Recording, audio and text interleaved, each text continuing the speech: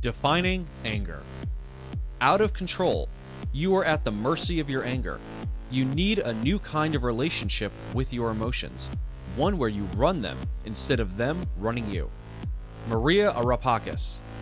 This is really what we want to do. Have a new type of relationship with our emotions. A relationship where we manage them rather than letting them manage us. Many of us are alarmed at how anger is controlling our lives. However, anger is a learned response, and the anger response can be unlearned with commitment and effort. Self-awareness is a key element for managing your own anger, because the use of anger management skills presupposes that you know when you are angry and recognize that anger as a cue that something is wrong. To understand and develop the skills associated with anger management, think of anger as 5 interrelated dimensions, all operating simultaneously. These dimensions are our thoughts when we are angry, the emotions that our anger arouses, the ways we let others know that we are angry, how we experience the world when we are angry, how we act when we are angry. For example, what you think when you are angry influences how you feel. How you feel when you are angry influences how you communicate. How you communicate affects how you think.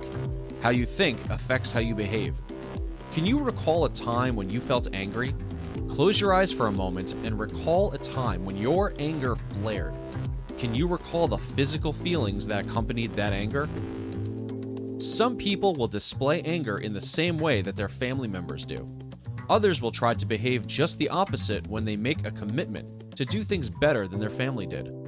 A common example would be a physically abused child who grows up and resolves never to hit his own child. We have all grown up in families, whether they are our own family, a foster family, living with relatives, or within a foster system, which taught us about conflict resolution and anger.